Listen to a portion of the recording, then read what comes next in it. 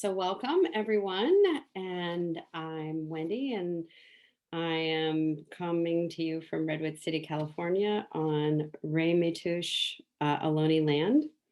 And it's quite a day today. US inauguration. I know we're not all here from the US, but it's hard to not follow what has been going on here.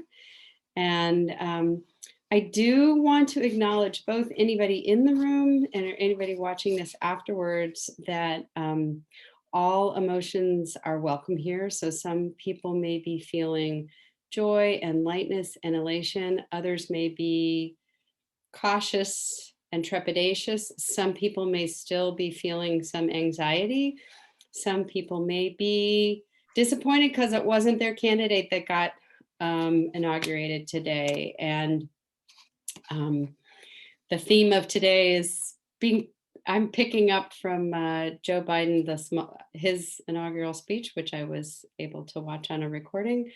The theme of unity, that we're all welcome here, we're all we're all connected. So we don't want to have anybody feel like if they aren't in a certain place, they don't belong.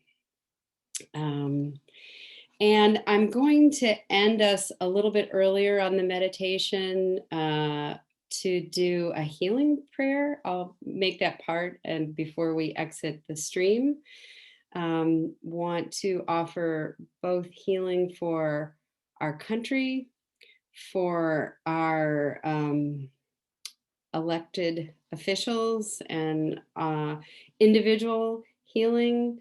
We don't just shift from one place to another. We have, stickiness and attachment to things, and we'll see if there's time, if there are individuals that you would like to say prayers of healing for, and hopefully you include yourself in that. We all could use some healing over the events of the last, well, depends.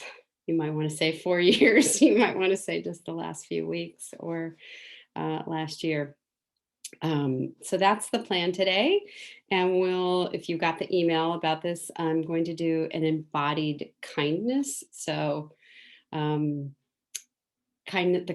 loving kindness practice is my favorite practice. Maybe I shouldn't have an attachment to it, but I do, because it gives me what I need. It settles me down. It settles down my nervous system, and it reminds me of the warmth and friendliness that I need to have in this space, in the Wendie space, in order to be able to send warmth and friendliness out. And so that's what we'll do today. Looked at this week's Torah portion, which seemed incredibly relevant to this theme, at least through my eyes, of this time that we're in. The Torah portion is called Bo. Bo in Hebrew means come. And so it's named after the first sentence in that portion, which Yah, God, is saying to Moses.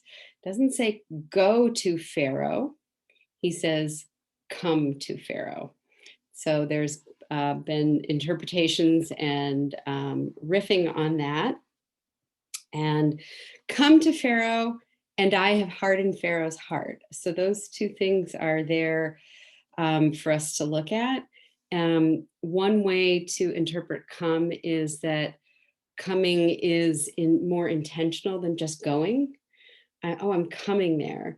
And another way to look at it is that we come close to things. It's a very positive orientation versus we go away, which can be a different orientation.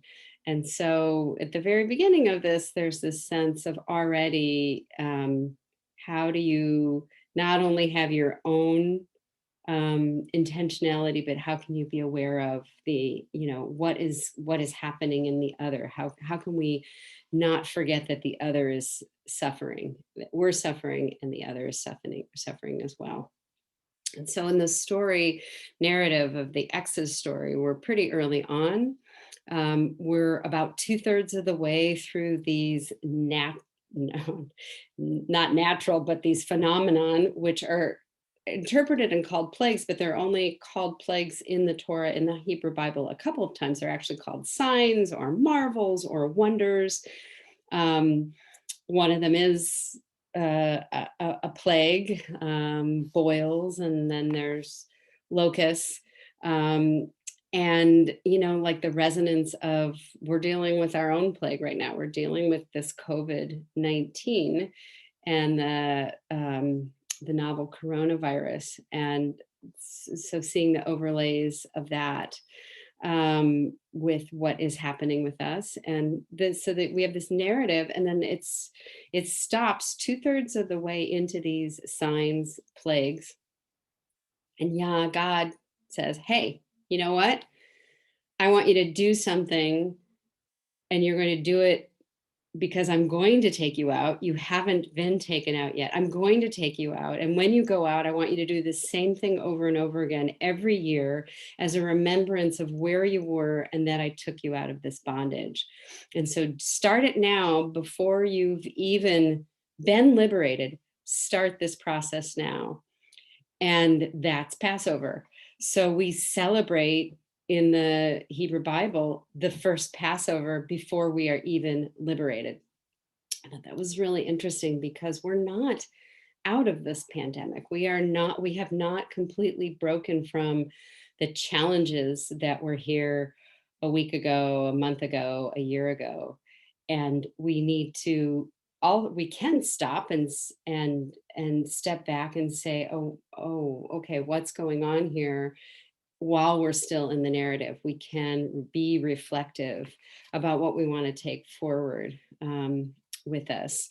And God, also says, and this is a new year for you. This is a new time. This is a transition time. And I think many of us are feeling that. And here it is in this week's Torah portion. So there are multiple New Years in Judaism. We're talking about the Passover story, which we actually celebrate in the month of Nisan, not in the month that we're reading it right now in the linearity of the Torah portions.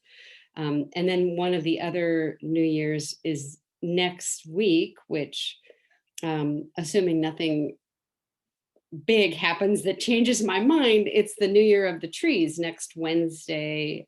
I think it's Wednesday night. I have to look, or it might start Thursday night. I think it's Wednesday night, Tu B'Shvat. And so I thought we'll look at trees and earth and something around the theme of Tu B'Shvat next week a little bit. And that's a new year. That's New Year's for the trees. But this is a different new year. God is saying, this is a new year for you. This is an internal new year for your heart, which is different from Rosh Hashanah, which is the new year of the world. So there's 3 out of the 4. I'll keep the 4th a secret for now if you don't know.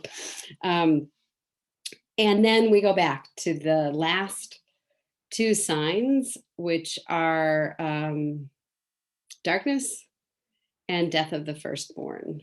And after that one, finally, Pharaoh and all the Egyptians willingly say, let the Israelites go. We really don't want, we're going to all die if we try to keep them here anymore. And so I thought for today, so and the naming of Passover is named in this portion, the Feast of Unleavened Bread. We eat an unleavened bread in anticipation, or the Israelites, not we, the Israelites eat an unleavened bread in anticipation of what's going to be happening, but not now. Again, it's this thinking about the past, being in the present, and thinking about the future, that this kind of liminal space that's set up for this Torah portion, and something that we can learn from, that we bring our past, we're in our present, and we're also thinking about our future. And how does that invite us to be? If we would be thinking about our future more, would we be differently? So just a couple things to hold on to. the narrative of the Exodus story has some other parallels to today. You had, at least in my opinion, um, you had an authoritarian figure who was enslaving. So we had an authoritarian figure in the United States, and we have authoritarian policies and institutions in institutionalized racism and the injustices in this country, and those have not been dismantled. So again, we're past, present, and future kind of woven together. We can see reflections of that in these mythic or real stories, depending on how you look at it, but they're archetypal stories that speak to us. Um, global warming, we're certainly not out of that. Who knows which way that's going to go? Another one for us to think about. And kind of a new one that was really shocking to many of us last week, this sense of an assault of our democracy from internally, from internal terrorism, um, being woken up to that. So what can we learn from this is remembering as we're about to, cross some threshold, what is it that we want to take with us? What do we want to stop and prepare? How do we want to stop and prepare ourselves? Isn't it nice that we have lots of opportunities to do that? We had the secular Gregorian calendar New Year. We have Rosh Hashanah. We have this Torah portion. We have this inauguration day. Lots of time to say, okay, what is it that I want to bring forward so that I'm prepared as best as I can be for how I want to be in the next day. We're in transition times, so old things aren't going away, but we might be seeing glimmers of change. It's quote unquote like turning the Titanic. We are not going to all of a sudden have economic equality. We are not going to all of a sudden be out of the pandemic. We're not all of a sudden going to have racism, um, barriers, and injustices broken down.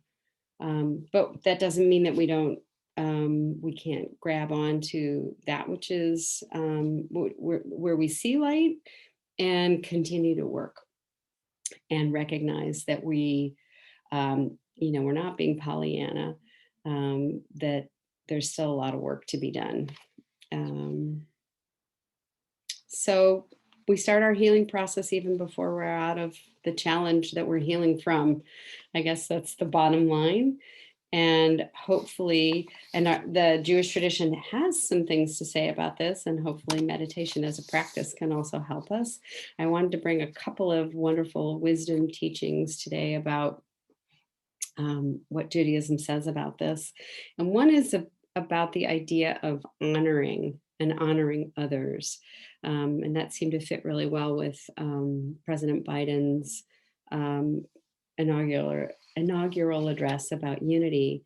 And specifically, we see this in next week's Torah portion, where as the Israelites are going through the sea and they're being followed by Egyptian soldiers, and then the Egyptians are drowned, the celebration that happens on the other side of that, yay, we made it through and the Egyptians are drowned, and yeah, God, grounded being, says, those are my creations that died. Even though they were evil, those are my creations that died. So we have a sense of we should not be elated at the misfortune of others. And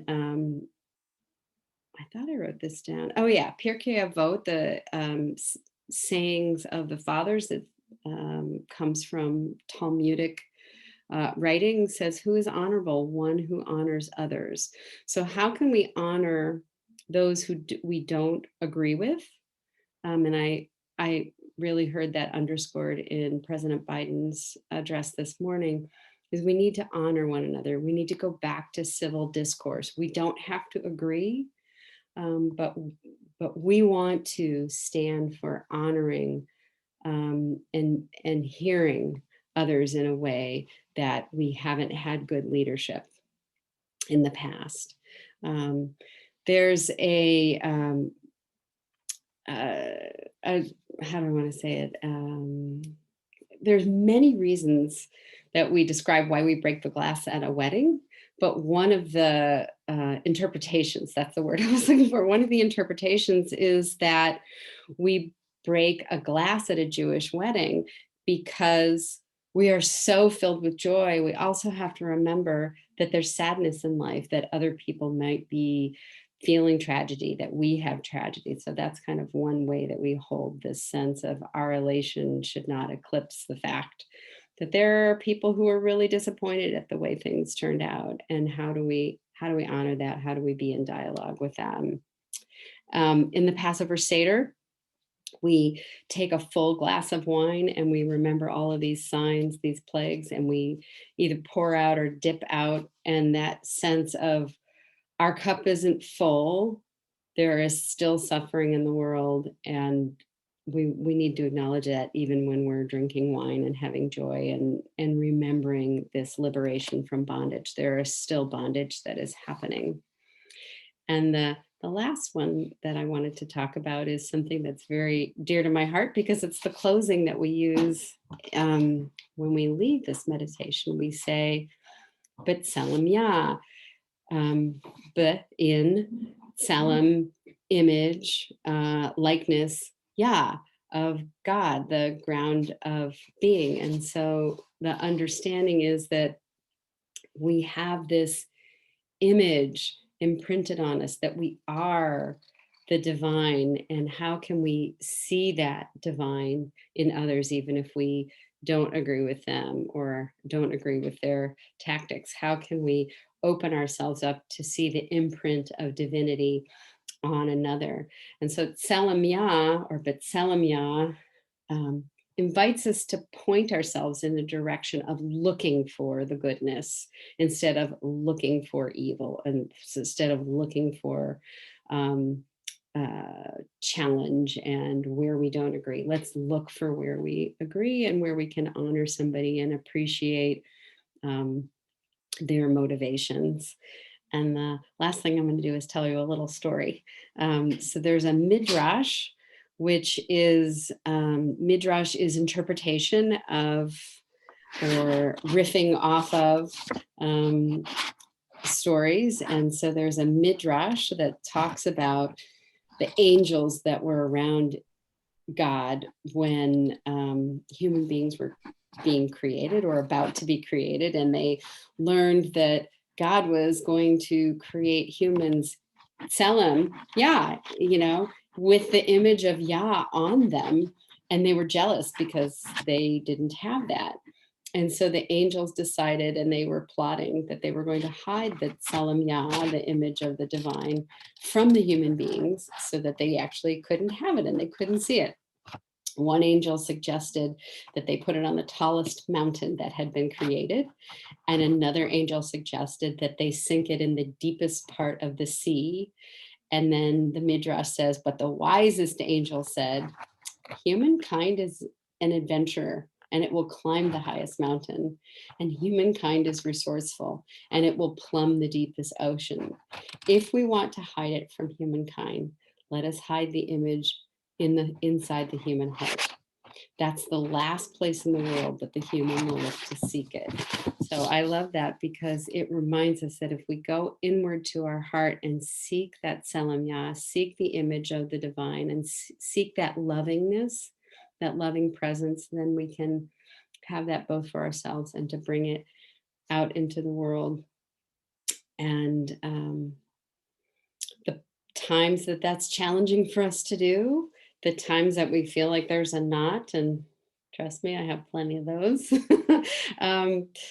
that those are our inner pharaohs. And those are where we, the hardened heart, that's where we have our own hardened heart. And we want to bring in this kindness and this friendliness so that our heart is transformed into really feeling that Tzelem Yah, that we are made in the divine image, and so that therefore we can see it in the other.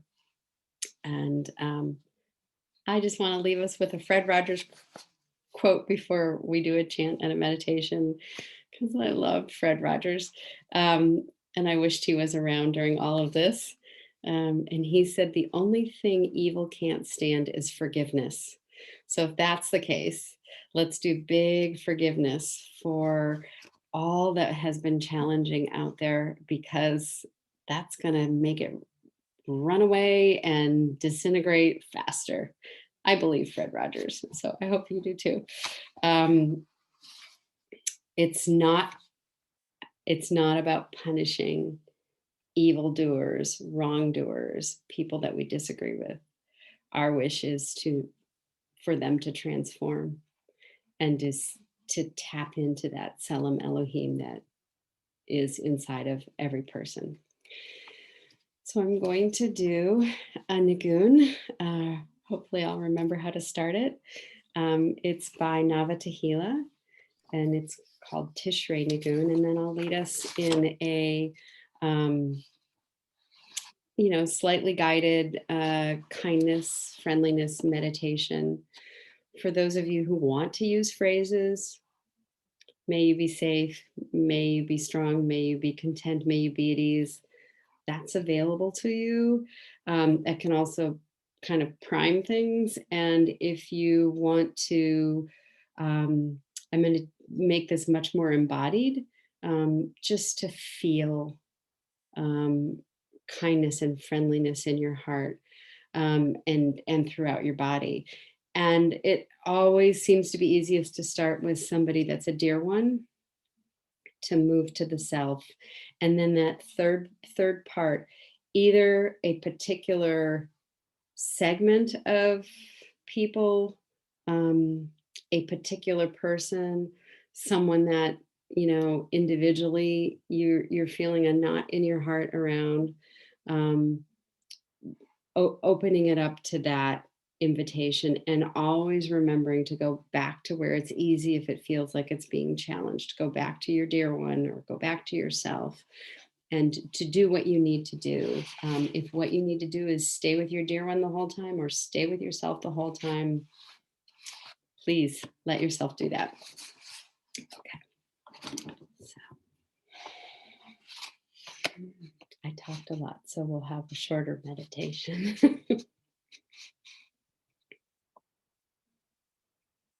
Yai dai dai dai dai dai dai.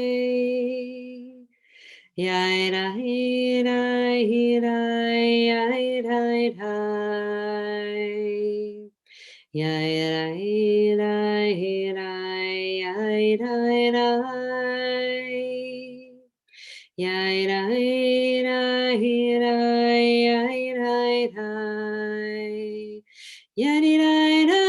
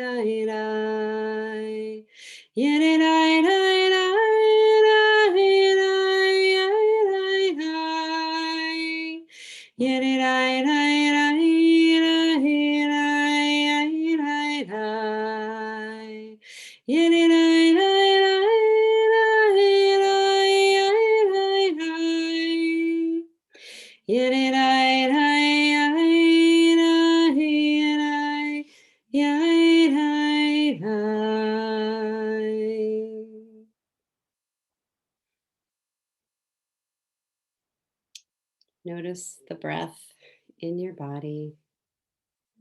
Notice your breath coming in and going out.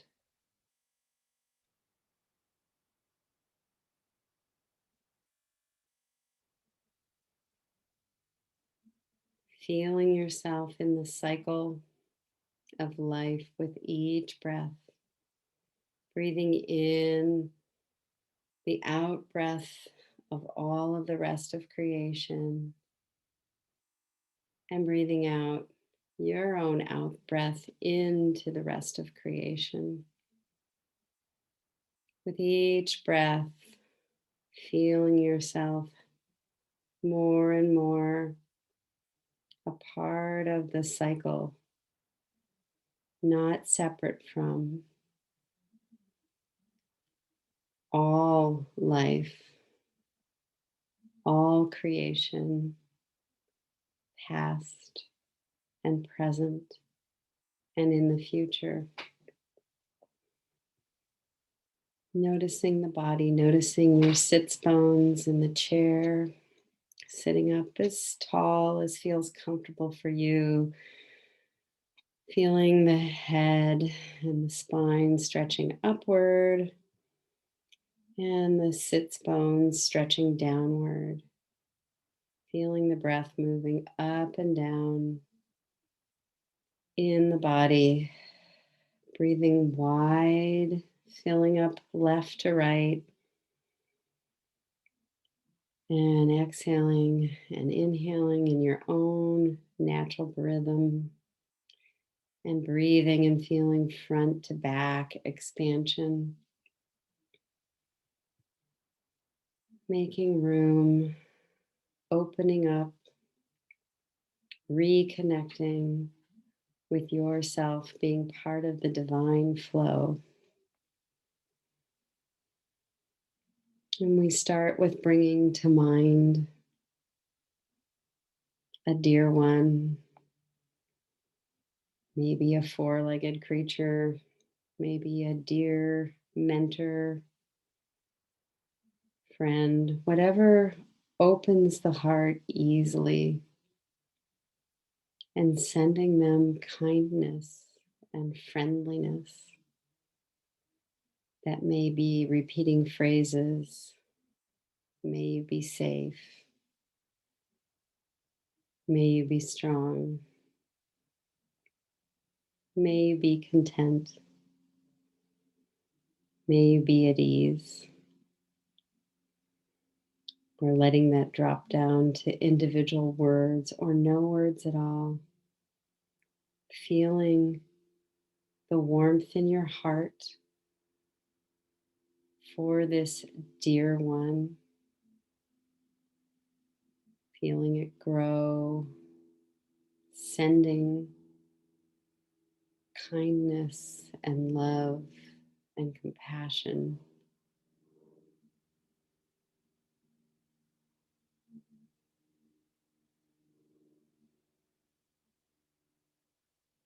Easefully, not forcing anything, just letting it flow.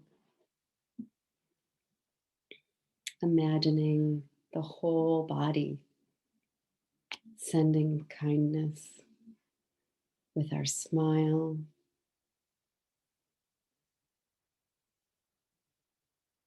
in our mouth, smiling with our eyes and behind our eyes, sending sweet friendliness to this dear one.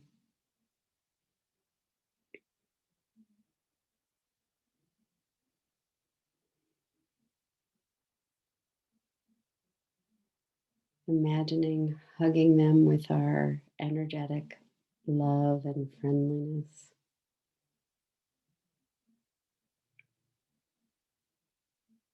So take a minute and let that unfold in whatever is right for you today in this time.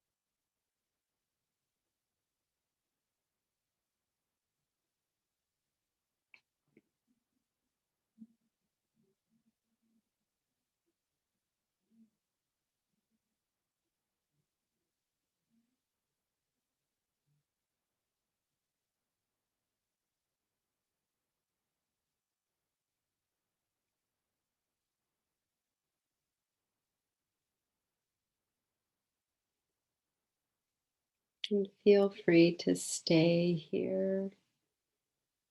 The softening of the heart is the most important work. And if staying here is what's calling you today, stay there. And if you'd like to shift to sending well wishing, loving kindness, friendliness to yourself, you can change the phrases or the intentionality or imagine the energy of love and friendliness being sent inwards towards you.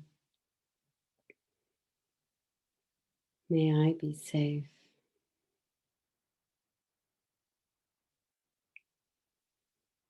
May I be strong.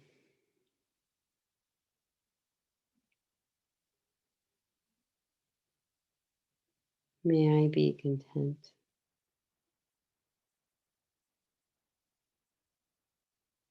May I be at ease.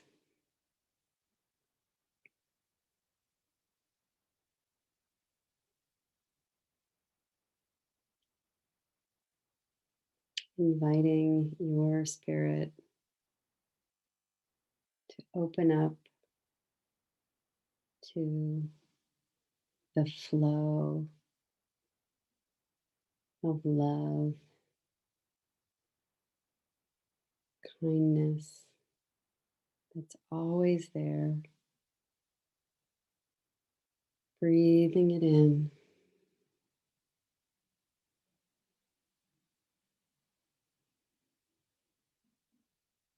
Imagine your heart receiving not only its own well wishes, but receiving the well wishes of others.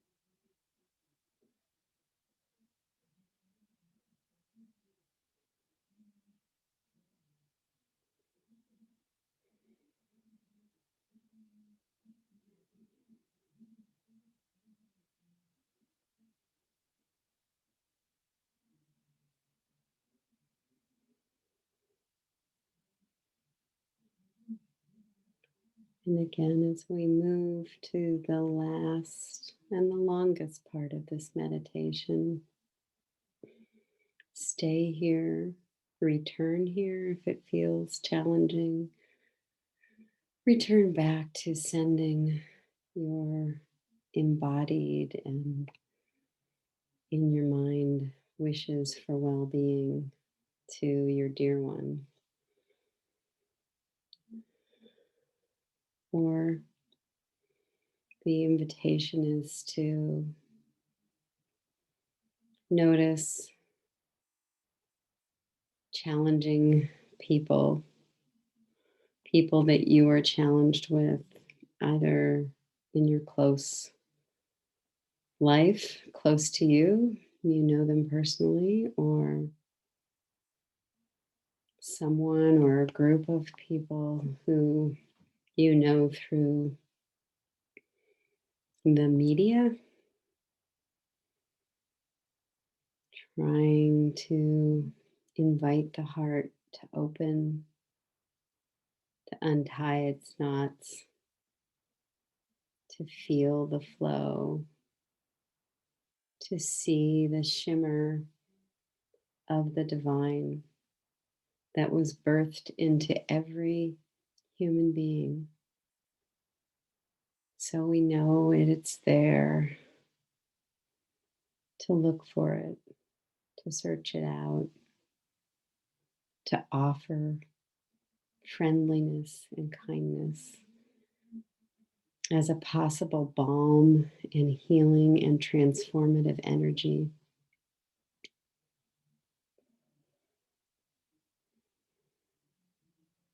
And so it can be helpful to pick a person and know that they stand for many, or maybe that you just want to pick a person in general because that's where you're leaning. Taking the friendliness and kindness and love that is in you, that you have for your dear one, that you have for yourself, and either through phrases or through that felt sense of intentionality, sending well being, wishes of safety, wishes of strength, courage, hope, and wishes for inner peace and contentment, and blessings and wishes to live a life with ease from our hearts,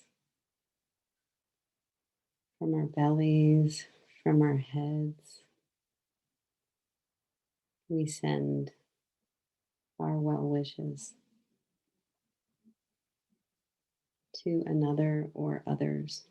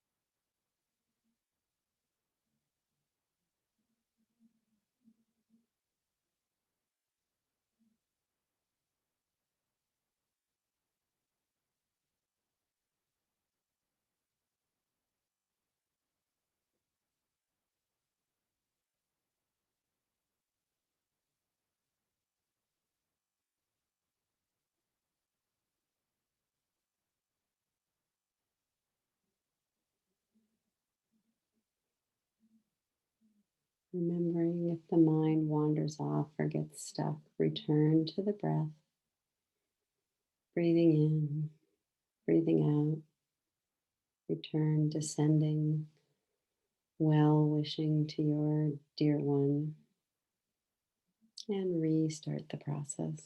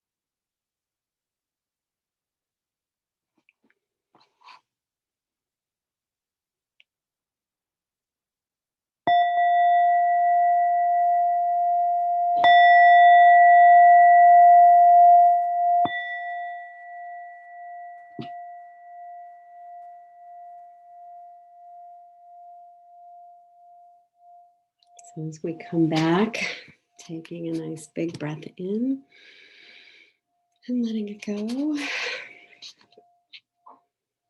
So kind of ran out of time. So I'm going to invite you to put in the chat if there's a particular person instead of coming out that you would like us to hold healing for. And I have a little healing prayer that I'm going to say, and then I can read some of those names as well. May this breath that flows in each of us, that flows from and into the earth, that flows from and into all living things, allow us to let go of grief, anxiety, and rage, and let us know where it is impeded and where we need to work to let love and kindness untie the knots in our spirit. May the divine flow bring love and kindness to all the servants of our government and to all who are ill and all who have ill will in their hearts. May we see our connection to one another and turn away from thoughts of what divides us. May the ground of all being support our inner and outer work. Amen. And specifically, we also have the names of German Martel, Winnie Cialino, Sharon Herman, Chris Erkley, Leslie and Margot, Jay Bergman, and all of those that are in our hearts and in the world. And we hope that they have the healing that they need of body, mind, and spirit. And we say amen. And so we say goodbye to those on the live stream and in the video. I see the divine in all of you. May you see the divine in yourself and in everyone else. But Tzelem Yah.